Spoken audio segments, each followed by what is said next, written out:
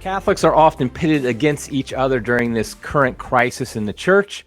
For example, traditional versus progressive, or a focus on liturgy versus a focus on social action. Our guest today will present what he says is a third way that encompasses the both and of Catholic discipleship. Hello, I'm Eric Simmons, your host and editor-in-chief of Crisis Magazine. Welcome to the program. Just before we get started, I want to encourage people to hit the like button, to subscribe to the channel, let other people know about it. We appreciate all the people subscribing and liking our videos, our podcasts. We really appreciate that. Also, if you want to leave a review at like Apple Podcasts, I think people still do that. We get about a split between our audio podcasts and our videos. So we encourage both to like it and subscribe and all that. Also, you can follow us on social media at Crisis Mag at all the various social media channels. Subscribe to our email newsletter.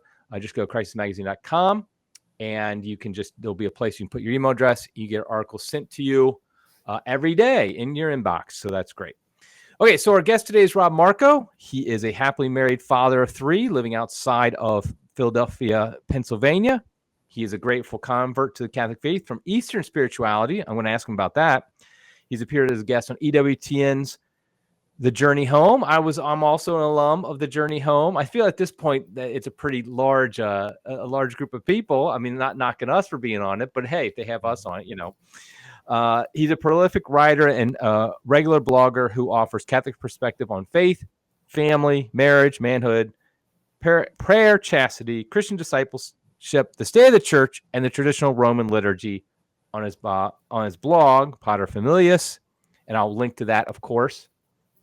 He's also a regular contributor to many magazine websites and stuff, of which I'm just going to mention one, which is, of course, the best one, and that is Crisis Magazine. We're very happy to have him writing for us. He also writes for 1 Peter 5. I'll bring that and a bunch of other sites, and I'll put that in his bio. So he's also, I got to mention this too. He's the author of Wisdom and Folly, Essays on Faith, Life, and Everything in Between, which has a foreword by our friend Kevin Wells, who is a regular contributor to Crisis Magazine as well. Kevin Wells is great. So if Kevin wrote the foreword, if he's endorsing it, the book is good. I mean, I just feel like that's a good endorsement. So welcome to the program, Rob. Thanks, Eric. It's great to be here. Okay, so I got to mention it first for everybody who's going to see the book. The thumbnail is, this is really the same guy as in the photo that I have on the thing. I'm hoping is, of course, now watch it, he'll go live and he's going to send me like, that's not me, dude.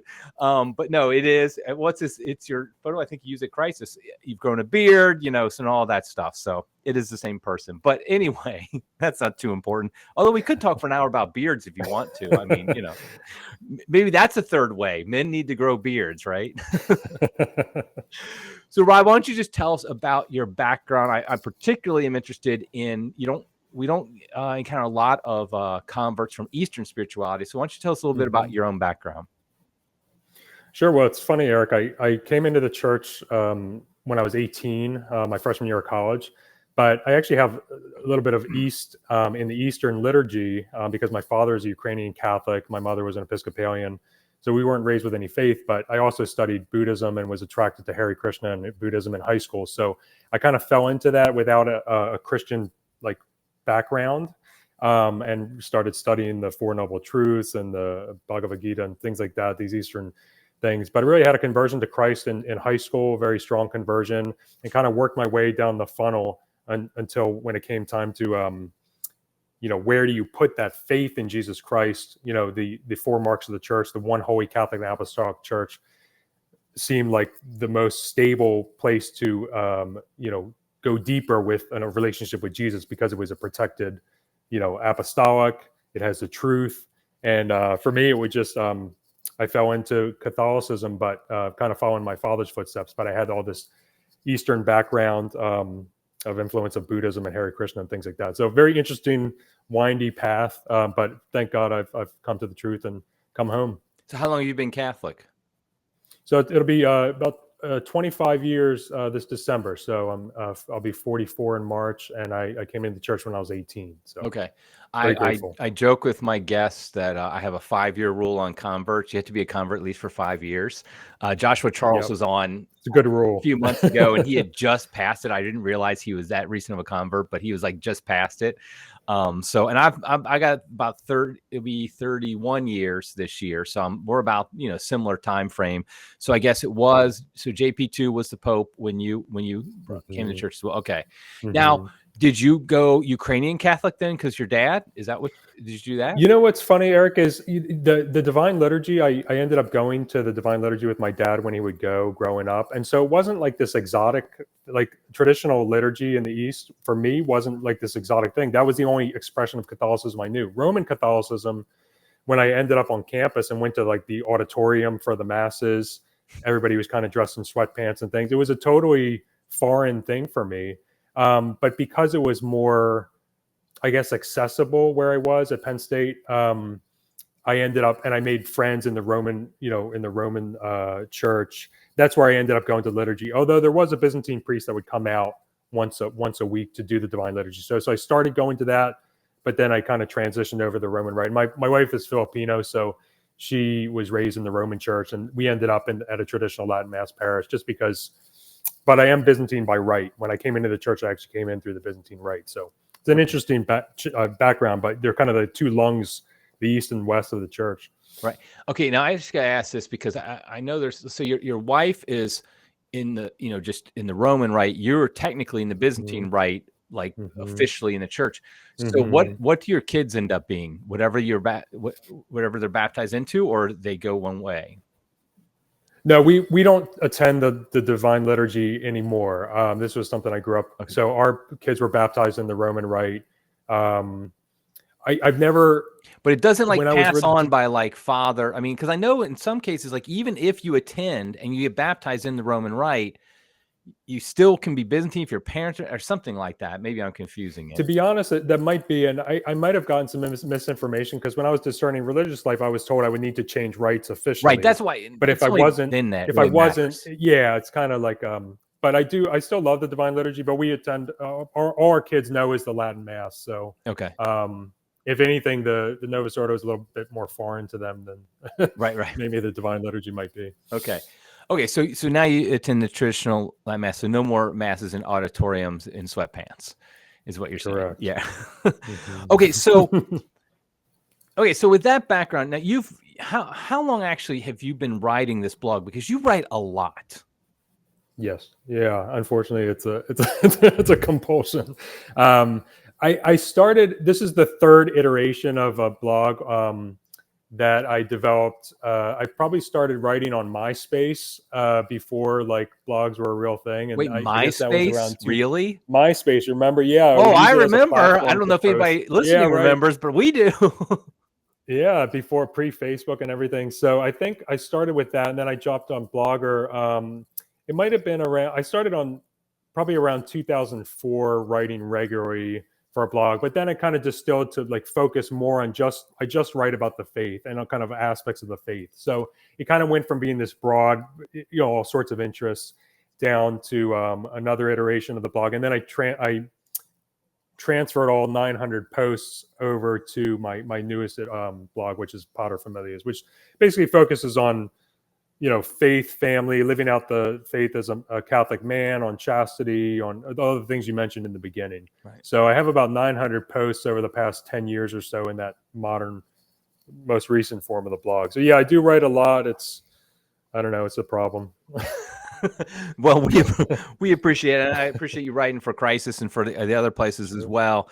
And so you date back all the way to like the Mark Shea and like Amy Wellborn days, like when they were. Yeah, I remember when Mark Shea and Simca Fisher were still writing for the National Catholic Register, and right. Yeah, things have changed. So. Remember when they were on? Yeah, remember when they were on Blogspot though? I remember that, like with Mark Shea. Do you remember those days? Like back in I think it was like 2004 or 5 or something like that. I think he was. Yeah, that might have been right around when I was coming onto the scene. Okay. You have to remember too. I wasn't a great I wasn't very well catechized when I came into the church. So I came through a very liberal kind of like beginning of the church. So yeah, it's been a long road of kind of righting the ship into Right. Orthodoxy. Catholic When Orthodoxy. did you move over to attending the traditional Latin Mass?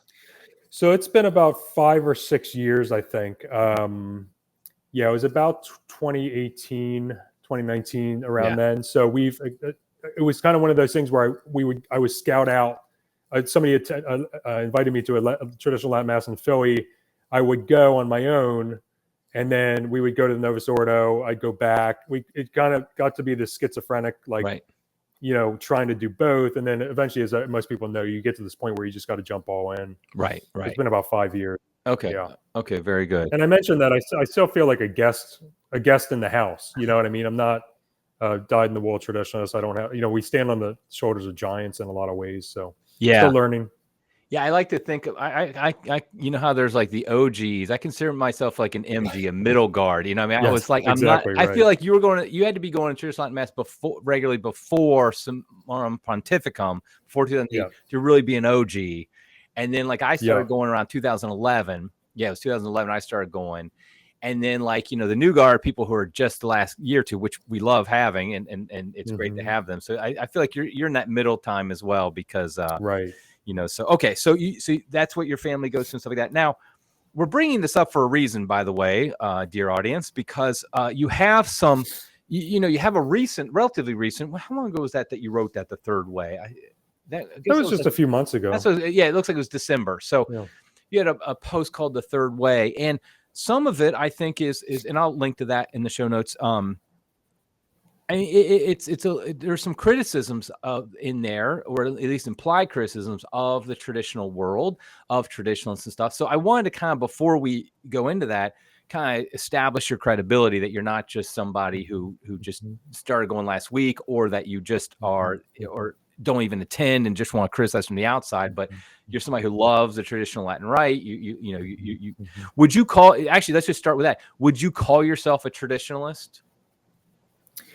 Yeah, that's a good kind of point to start at, because as I mentioned just a couple minutes ago, I feel like a guest in the house. I don't even want to see these as criticisms. What do they call it in performance reviews? Like opportunities for growth. Oh yeah, right. They couch it in a way that's not critical, because it's not meant to be critical. You are excited, and you want to talk about what you love, and we've grown to love the Latin Mass. I would consider, by a strict definition, I wouldn't consider myself a traditionalist. If you consider a traditionalist someone who would not attend the Novus Ordo under any circumstances, and in that case, I haven't attended a Novus Ordo on a Sunday in like 5 years, so we exclusively attend the traditional Latin Mass. But I'm not opposed. I wouldn't not go to the Novus Ordo. I've sometimes, when I'm on campus for work, I'll go to a daily Novus Ordo. But if we were on vacation, I would drive 2 hours out of the way to go to a traditional Latin Mass, even if I had a church 10 minutes down the road that was a Novus Ordo parish. So, but in the sense of having a hard line in the sand where I wouldn't attend either ideologically or just for reasons of conscience, I wouldn't say I'm a dyed-in-the-wool traditionalist. I'm maybe trad adjacent or trad sympathetic. Right.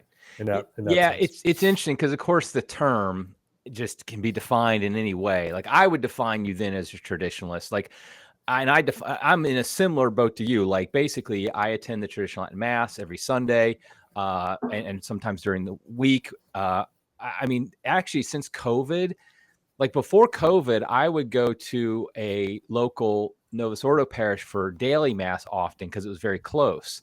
But of course, COVID made it where I couldn't go anymore, because just the masks and all the craziness. It just wasn't worth it. So I started driving down, because our parish is further away, the traditional one. And so I started driving down, and then I basically got in the habit of that. So I just stopped going.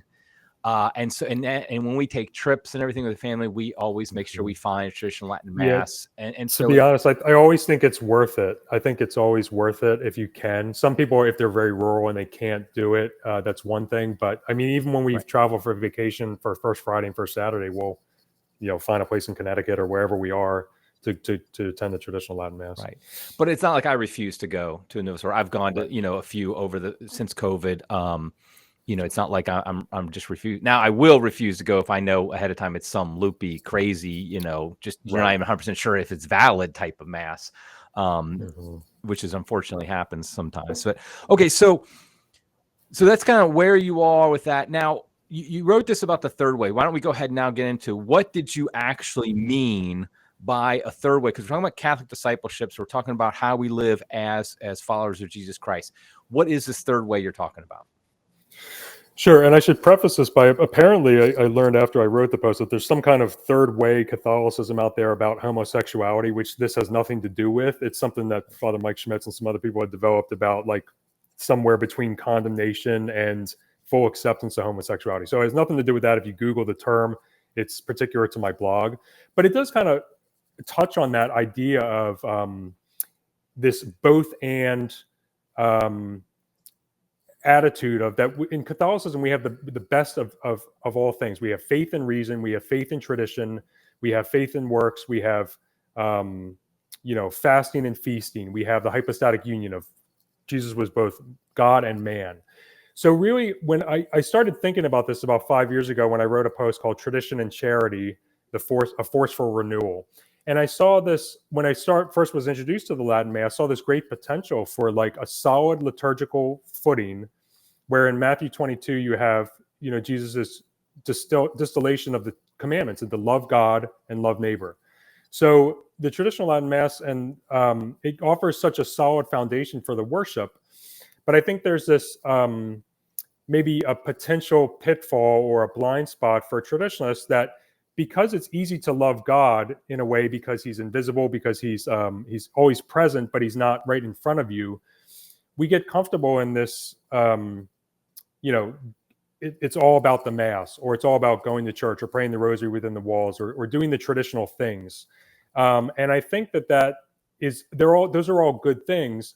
But maybe it's because of the influence I had coming into the church and running a Catholic worker house, literally like doing all the works of mercy as part of, like, Jesus said to feed the hungry, so I'm going to feed the hungry. Jesus said to clothe the naked, so I'm going to clothe the naked. I went into the prisons and I worked in the prisons. So these were things that was, for me, were commonplace. But when we started attending the traditional Latin Mass parish, I found that these weren't as common, these exercising the acts of charity. I'm not saying it doesn't happen. I think a lot of traditionalists are maybe more hidden or muted about it, which is always a good thing as well. But it didn't seem to be an emphasis on, service to the poor and acts of charity, even when you interpret charity as love, of the love that we're called to be marked by as Christians. It's kind of like if you wanted to mark yourself as a traditionalist, you have your chapel veil, or you be carrying your missal, and that's how you identify yourself. But really, the early Christians in the Roman Empire were identified by how they loved, their action. So this idea of a third way is really this synthesis, this both and of tradition and charity, of being this unstoppable force for renewal, in my opinion, because we have a solid liturgical foundation in which to bring people into the lex orandi, lex credendi. Law of worship is the law of how you believe, and then it takes it a step further into a whole complete protein of Christian discipleship that doesn't just relegate itself to worship in the Mass, but steps out in that second commandment of, loving brother and loving those who are less fortunate and in need of the gospel. Have you read Rodney Stark's book, The Rise of Christianity? I have not. Okay, so he's a sociologist, and he basically explains from a sociological standpoint how Christianity went from being just a few people to taking over the Roman Empire in 300 years. And he says, I'm not saying there's not the Holy Spirit and divine stuff like that, but he's saying, I want to study it from a human standpoint. How did this actually happen? How was it? Because of course, that's the Holy Spirit works through us. And so you can, there's nothing wrong with looking at it like that, as long as you don't deny that the Holy Spirit's the one doing this. But one of the big things he talks about was, like, for example, the early Christians, how they would react to, for example, when the plague came. So when a plague came to a town, what happened was all the rich pagans left town as quickly as possible. But then the Christians would go in and they would take care of the people who were sick and everything. And they would ask, why are you doing this? And they would say, because you're Jesus. And now, of course, many of them died, but a lot of them lived, and they became Christian themselves. A lot of the people who had the plague, they became Christian themselves. They told others, and the word kind of spread, like, these guys are crazy. I mean, they're actually going in. And that's one of my big disappointments is not strong enough word for how the church reacted during COVID. That we seem to be the pagans leaving town and being afraid instead of going in and taking care of people. But it was like this idea. Well, Eric, I was going to say, it's this idea that in the early church that Stark makes is that you have this charity that was practiced and really had a huge impact, and it was a huge evangelization effort, actually, even though it was almost unintentionally evangelistic. And even like, we're not social workers either. You can do acts of charity without faith, but without love, you can't be a Christian. And, it's interesting you bring that point up, because I love this story of St. Aloysius Gonzaga. And during the plague in the 16th century, St. Aloysius became a Jesuit at the age of 17. So he's very young, but maybe that's normal for that time of period. He came under the spiritual direction of St. Robert Bellarmine, who was just a great spiritual director.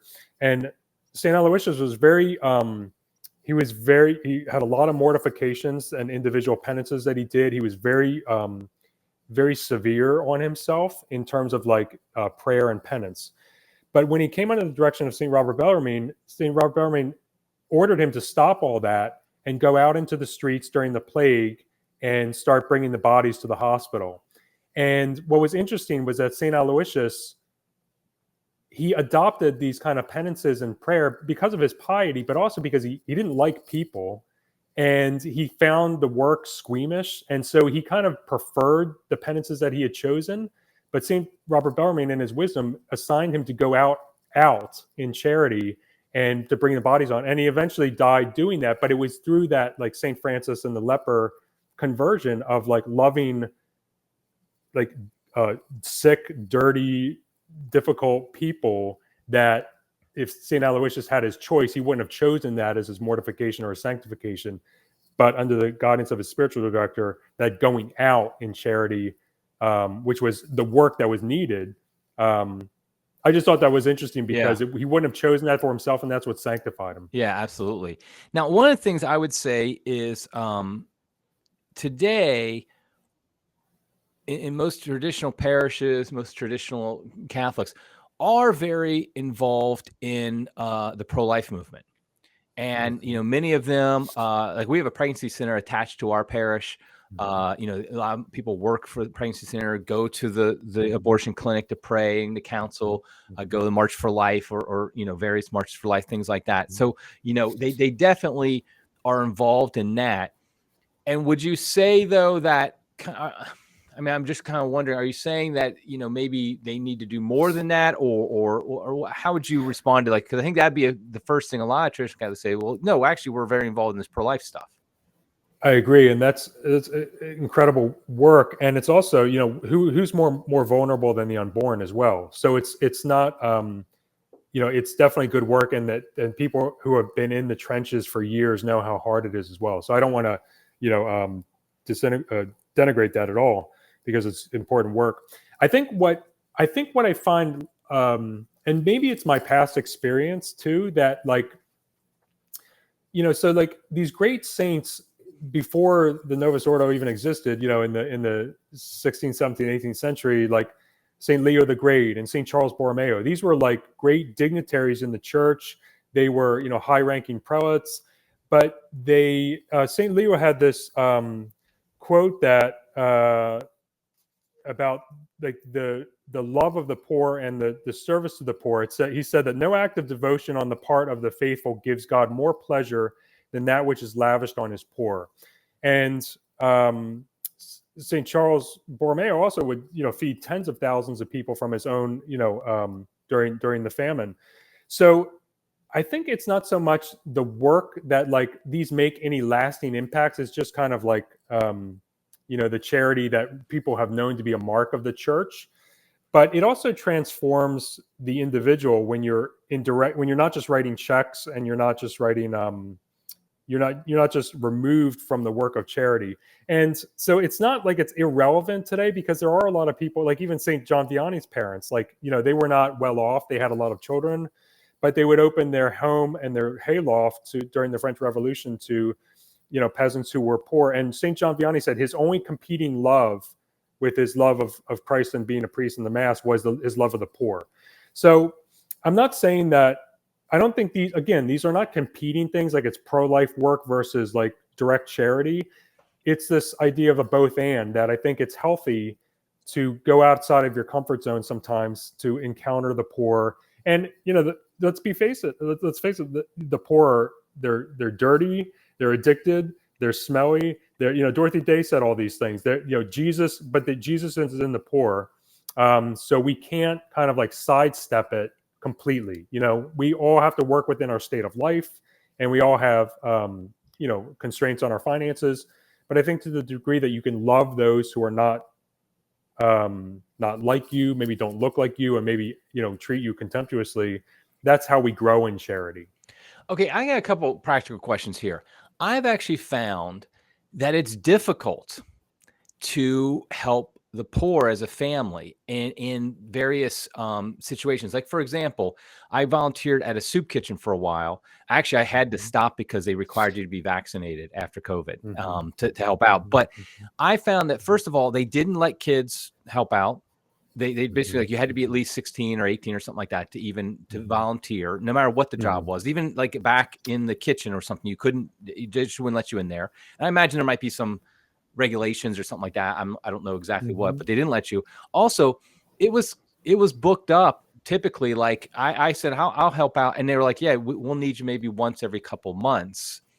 And so it wasn't like, and then there's another place I also volunteered at that I actually liked it a lot better. It was that's not trying to say something against the soup kitchen, but it was helping like people like the lower class learn job skills.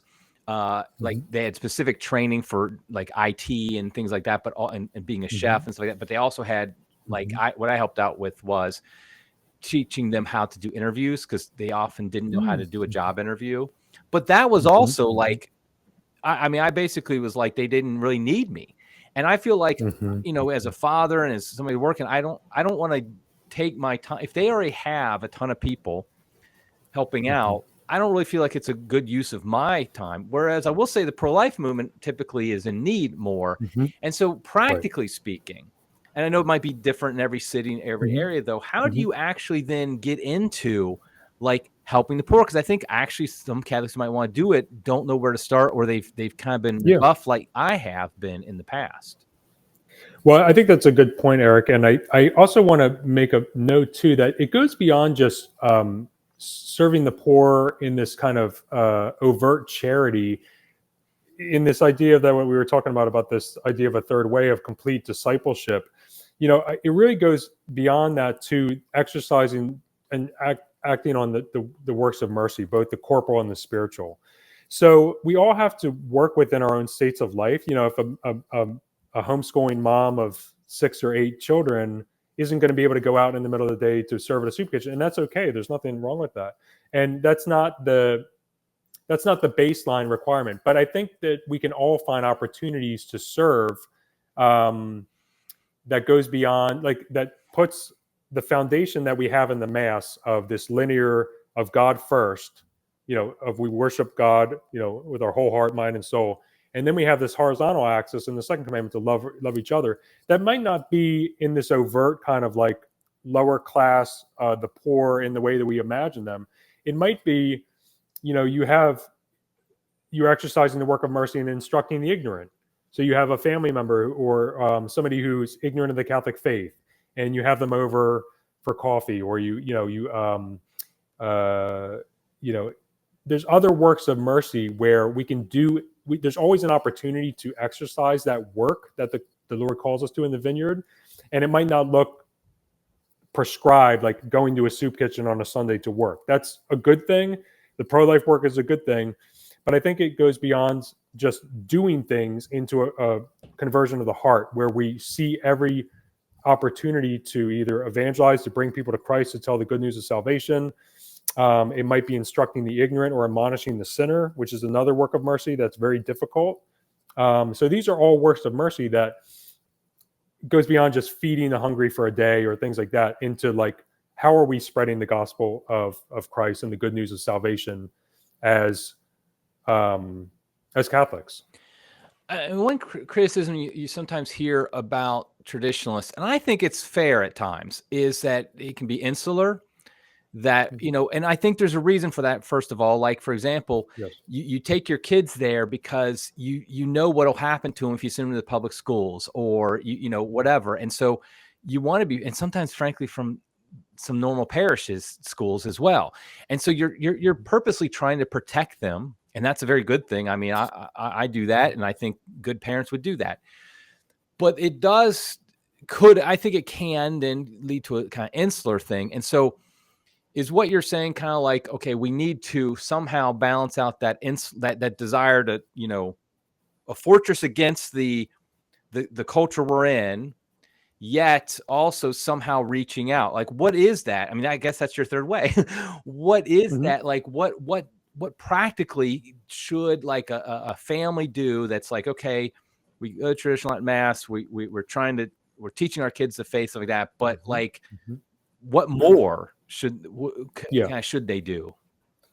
Yeah, well, here's a great example that because I always had that assumption that traditional parishes were more insular. They didn't want people coming. It was kind of like something that was kept, and that's changing. Obviously, the more the word gets out about the traditional Latin Mass. But we had a family of 10 that we had gotten acquainted with. We went to their house for dinner for something, and they just invited us to they took us out to lunch afterwards. They invited us to a traditional Latin Mass. This was early on when I had gone to a couple of my own, but my wife hadn't. And so that simple act of charity, of even just somebody who's on the fence, who's like, Catholic, but they want something more, or they want a more solid community. All it took was that outward expression and charity of saying, why don't you come?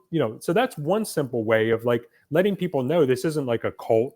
It's the farthest thing from a cult. I mean, it respects your freedom to come each week or not come each week. People aren't going to, welcome you at the door, which is, some people have criticism of that, but I find it respectful because it respects our free will and dignity to worship in silence and things like that. But I think it goes beyond, like, if you love something, you want to tell people about it. But you also have to balance that with the protection of the charisms of the parish and things like that. That you don't want, I can understand why the old guard or the people who have been in the movement for a while have those defenses, because for a while you were always on the defensive.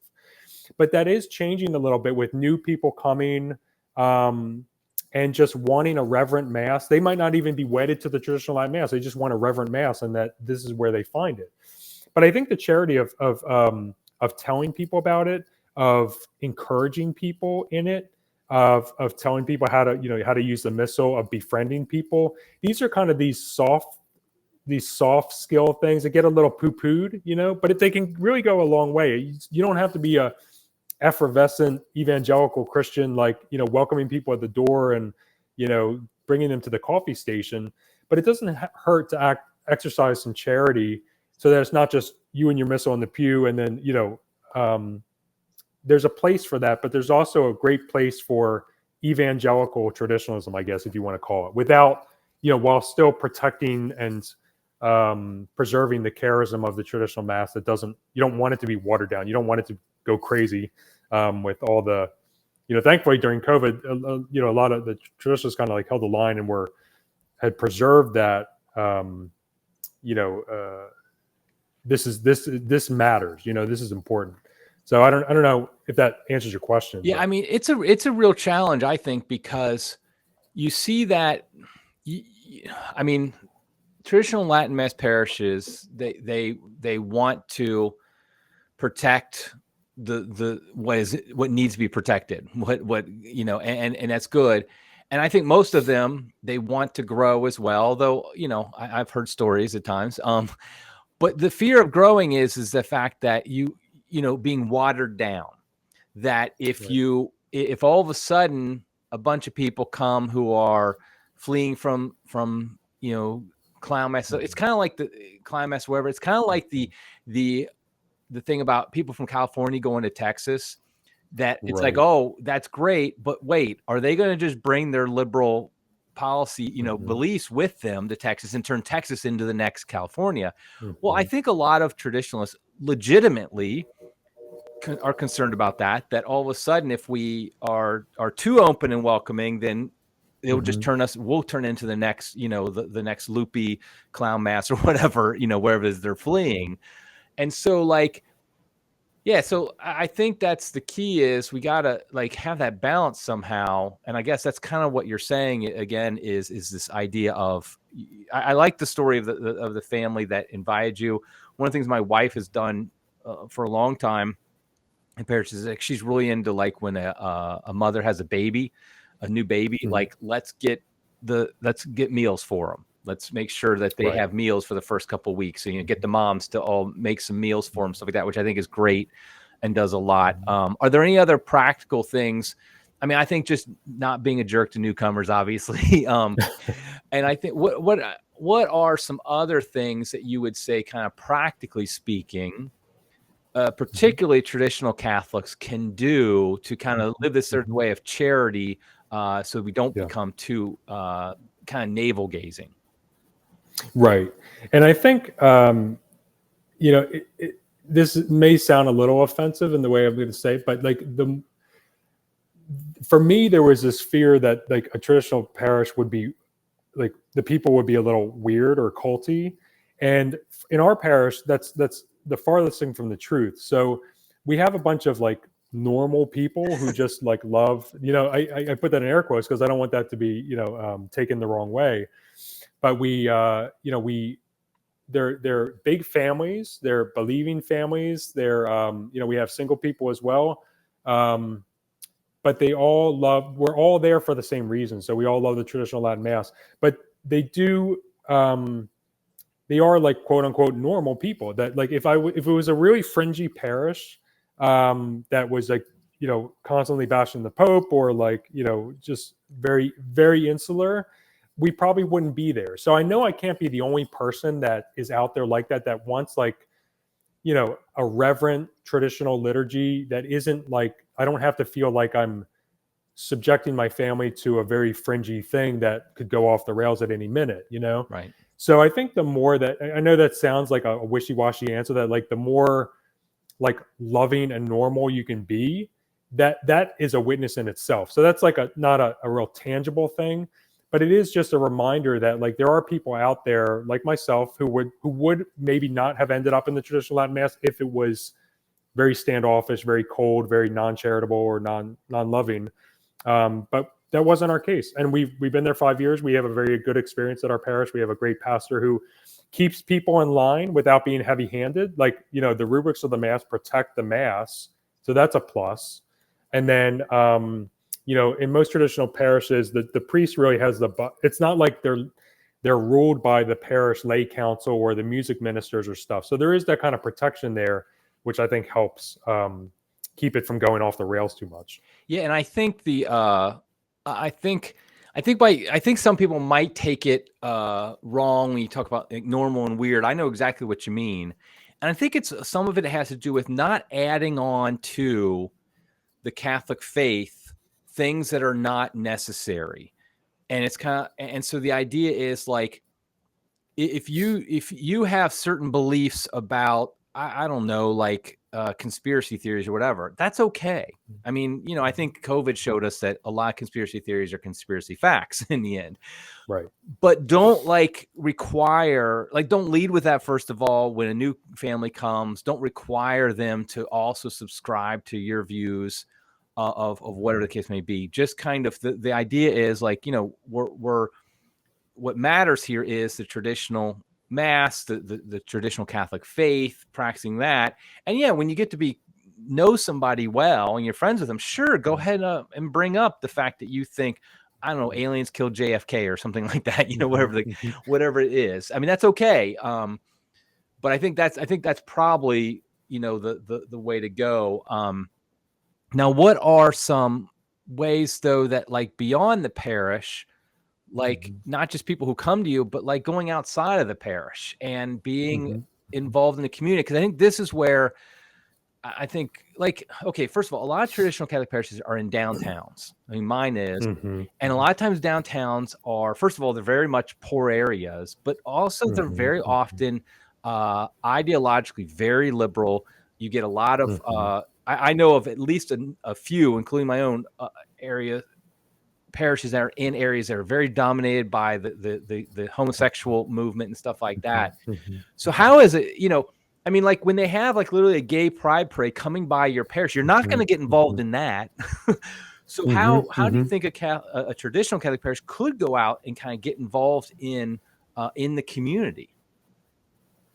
Yeah, that's a good point, Eric. And I think the primary, what a lot of traditional parents, or myself included, is the protection of our children. Like, we're not going to put our family at risk for the sake of, we've chosen to homeschool. We've chosen to go to traditional parish because, like, the passing on of the faith and the protection of our children's innocence is like top priority. So I don't want to give the impression that any of this necessitates putting our children or scandalizing our children or anything like that. It's not even, I wouldn't even recommend, like, I've like gone to like Pride Parade in San Francisco to evangelize downtown to the people there, and it was like being in the lion's den. I was one of 3 people. I wouldn't take my family there. Yeah, my adult son necessary. and I did that this past year in Cincinnati. We and it is pretty intense, but of course it was my adult son. I wouldn't take my minor children, obviously, there. Right. Yeah, I mean, it might.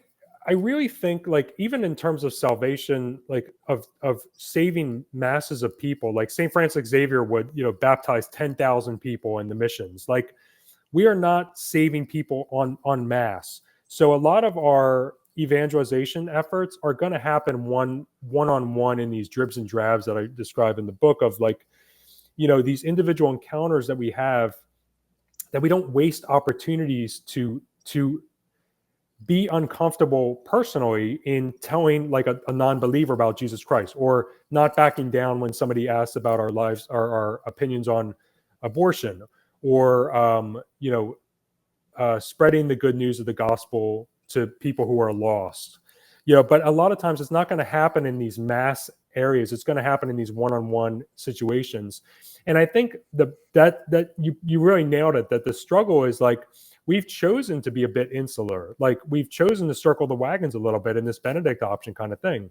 So that's something I wrestle with as well, is how do you balance that with going out of your comfortable bubble, which is like, I like that my wife is in a bubble. For myself, I feel called to go outside of that to help save the lost and do the work of an evangelist and what Jesus commissioned us. But it's very uncomfortable work. I don't think that being uncomfortable is a bad thing. I think it pushes you to be like, to take, when the early Christians did miracles in the name of Christ, the disciples, that was like, they were in the lion's den as well. They were in pagan Rome. They were, but they had faith, a deep faith that went beyond the walls of their local house churches, and it spread the faith. So I think being a good witness, first of all, taking care of our families, but going beyond that to do the work of an evangelist. In my case, it might look different for somebody else who's maybe that's not their charism. But I think the point is that there's a lot of work that needs to be done to renew the church and to rebuild the church, because it's not coming from the top down. We're not getting these, from the Vatican on down. It's not going to change because of parish programs. It's not going to change because of some declaration from the Pope. It's going to change from a lot of hard work, a lot of deep prayer, a lot of faith, and a lot of trust in God's ability to change lives one by one when we do the work. Now, this maybe not with my crowd, but it'll be controversial maybe outside of my crowd. I'm going to ask you a question. Would you say, it's something I just thought of while you were talking, would you say this is a challenge that first and foremost goes to the men of the parish, the fathers? Because like you said, something you said struck me. You like your wife being in a bubble. And it resonated with me. I want my wife and my kids, my minor kids, to be in a bubble. Obviously, my wife's involved with like pro-life work. She'll go to the abortion clinic, stuff like that. But the point is I don't want them to, my job is to protect them. But like, that doesn't mean I need to stay there. So would you, I kind of feel like I feel more convicted that maybe this is a challenge first to the men of the parish. that you're the ones who first need to step out. Yes, you should protect your family, but that's not the same as you. That doesn't mean you stay in the bubble. You have to actually go out. So would you kind of agree with that? I would, and I'm glad you bring that up, because really, when the men lead, everything else follows from that. So again, not to conflate it with just direct service to the poor or anything like that, but just being a witness to your family. Like if you work a 40-hour week and you're coming home and you want to put on the baseball game and drink some beer, there's nothing wrong with that. For me personally, as a disciple of Jesus Christ and as a Catholic, like where I've found my joy and my purpose is in spreading the good news of the gospel. So like, whereas we might, a family might set aside finances for a vacation. Again, there's nothing wrong with taking a vacation, but some of that money we've earmarked to other things that advance, the church and missions that we believe in.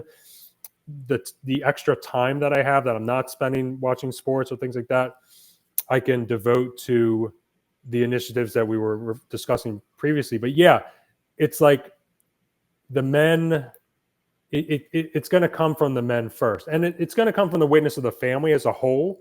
But you only have good families because of good men. You know what I mean? That's where it starts. So I think you make a really good point there, and that men sometimes have a little bit more bandwidth. I mean, I know a lot of us have full-time careers. We have a lot of constraints on our time. We have a lot of children, but we also have a responsibility to be a witness to our family of what a disciple looks like. Not just a Catholic, not just a traditional Catholic, not just somebody who identifies.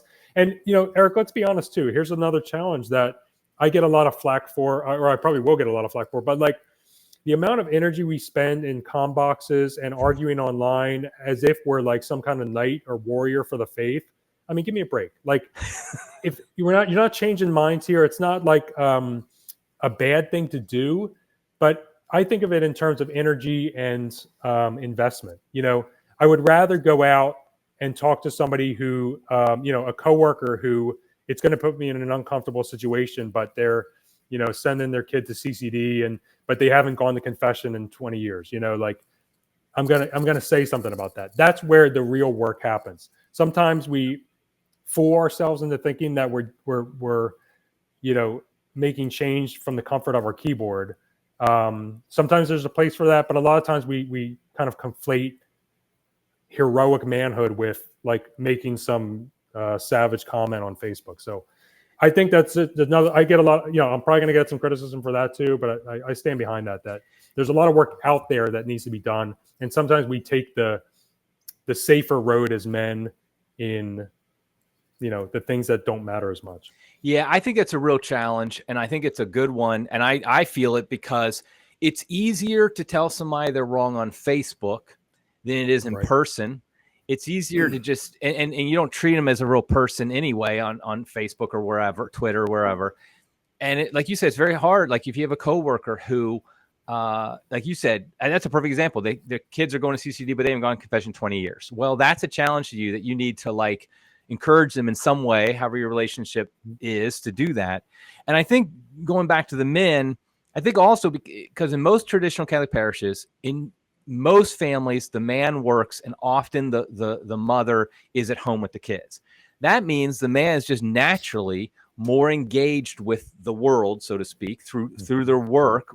And so, and therefore they're set up more for the outreach, for the, I think a good example is like sometimes you might know, you might be have a coworker who's Catholic, and like they're not really that enthusiastic about, well, if you invite them to traditional Latin Mass, your parish, they might be like, whoa, wait a minute. This is the Mass? This is what, this is like, because I know people this has happened to, that they were good, Catholics in one sense, but they just never really were that on fire. And it was very just lackadaisical because, to be blunt, the liturgy was celebrated lackadaisically. And as you said before, our liturgy guides us in our life. And so it led to a lackadaisical faith. And all of a sudden they came to traditional Latin Mass and they were like, whoa, this like, supercharge them in all their life. So that's something men particularly, I mean, not that women obviously can't do that with friends of theirs and stuff like that, but we just have more opportunities. I say we, although I work from home, so it doesn't include me. I'm terrible, but for people the men who work out in the world, I think that's a real challenge to them as well. But even just Eric, you and I, like our situations, like we were essentially robbed of our patrimony for years. And when we both became Catholic, like the Novus Ordo was the only thing on the menu. Like liberal Catholicism was the only thing on the menu. God used that grace to, to work within those confines. But it's because of the love of tradition that you've just rediscovered. And you and I are not the only ones, that I think that there's like I said, you want to talk about what you love, what you want to tell people about it. And I think that's what you don't want to just keep it to yourself. Love goes out from itself.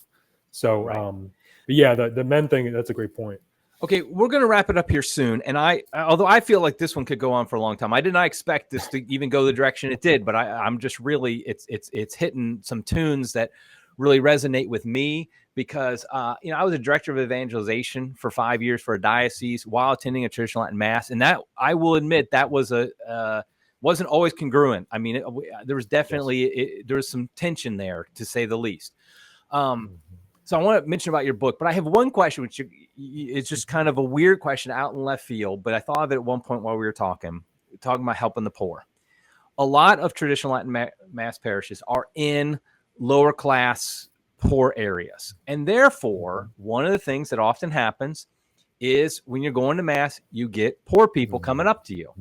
And, sometimes they're drugged out, and sometimes they tell you a great story about why they need their bus money to get home or something. We've all, those of us who experienced it, we know all the stories. Now, I know this is not dogma. I just want to hear from somebody else, kind of, what do you feel is our obligation? Because I know in some cases, especially women naturally are fearful at times, especially when it's an evening mass and it's dark out. What is our obligation to reach out to the poor who are literally on the doorstep sometimes of our parishes? I want to be clear that I don't think any Catholic in those situations, especially like our wives and things, are under any obligation to, I'm putting in air quotes for the people who aren't seeing the video, to help in those situations, because it's not always helping. So I don't want anybody to think that that's like a callous thing. Sometimes it's the most prudent thing. At our parish, we are in a rough part of town. We also have a soup kitchen where people can come 5 days a week to get meals. We often get people approaching us outside of mass. Have been conflicted about it because I know the C.S. Lewis quote of like, somebody asking for money for a drink, and then C.S. Lewis gives it to him, and then his friend says, why'd you give him that? He's just going to drink with it. He's like, that's what I was going to do with it. So, I don't think it hurts to give maybe $1 or something here and there, but I don't think anybody should feel like, and I'm coming across as like a bleeding heart liberal in the beginning of this podcast, but I really, you have to be prudent in these situations. And, I've heard the same stories over and over from people. I've had a priest that, I was walking to mass with. He was a traditional priest, and he would just yell at him to get out of here. So I don't know if that's the best approach. Like you chased him off. I don't know if that's the best approach. I don't think giving money or things on the street in those situations is always the best thing either. So I don't think any Catholic should feel that they're, they don't love the poor or anything. There's a time and a place. Sometimes we have care packages that we just have like some water, granola bar, things like that. So the act of charity sometimes is a bit like a muscle.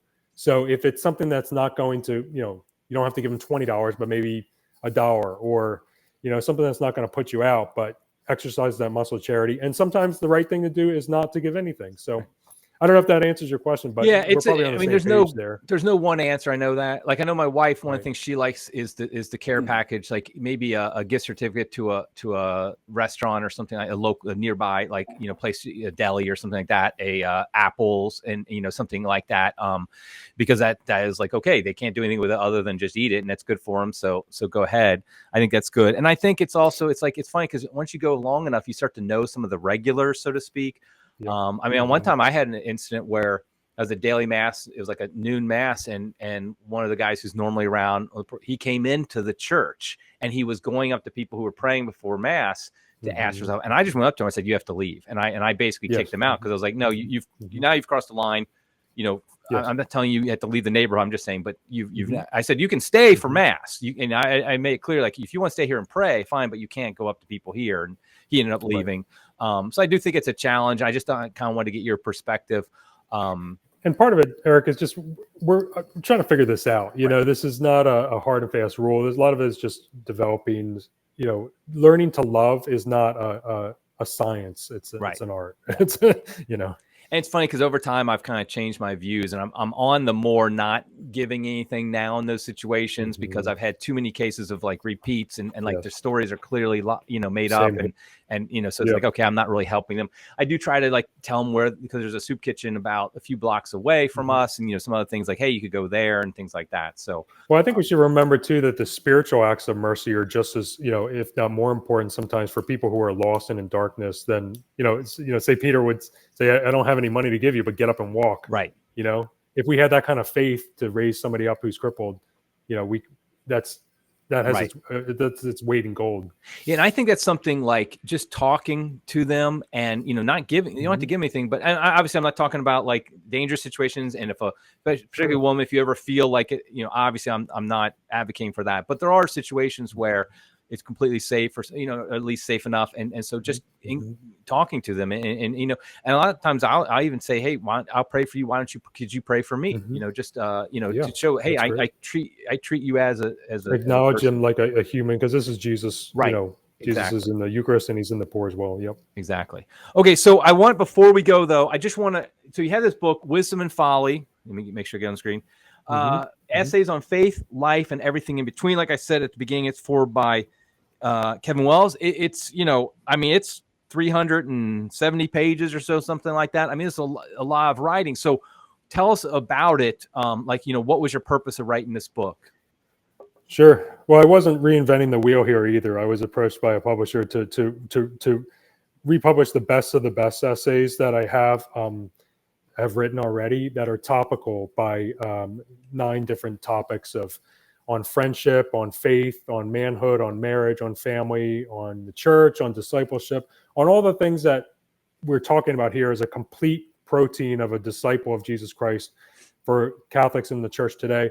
And they're bite-sized essays. I mean, there may be 2 or 3 pages. They're 2 or 3 pages each. There's about 90 essays total. And they're just food for thought. I don't think in the age of social media where a lot of us might struggle to read something like War and Peace today. So these are really bite-sized essays that you can pick up, but that'll challenge you, which it's a lot of meat on the bones to consider how to become a better disciple of Jesus Christ. Some thoughts of mine too. So they're personal essays, but I think they're universal enough that they can speak to a lot of people on a lot of different levels in those areas. So I'd encourage people to pick one up if you're looking for a good read that you don't have to commit to like reading straight through. You can pick up an essays. You can treat it with Lent coming up. You can treat it as a devotional, but they are personal essays, about 90 of them total. And Kevin did a great job with the foreword too, and he's become a good man of God and friend and disciple. So yeah. Okay, so Wisdom and Folly, I'll make sure I put a link to it in the show notes so people can get it. I encourage you. I appreciate this podcast because I think it was challenging. I know I can tend to get insular. I can tend to just kind of think like you get kind of the hive mind a little bit. And I think it's good to sometimes get a little bit of a kick, like, hey, try to think a little bit outside the box about how we do things. And so I appreciate you coming on and talking about this. Thanks, Eric. Thanks for the opportunity. I'm outside the box a lot, so it's not very often that you get the opportunity to flush it out a little bit. So thanks. Exactly. So again, I'll link to the book. I also link to your blog and the article that kind of this was based on the third way, so people can just easily find it. So great. Okay, that's it for now. Until next time, everybody. God love you.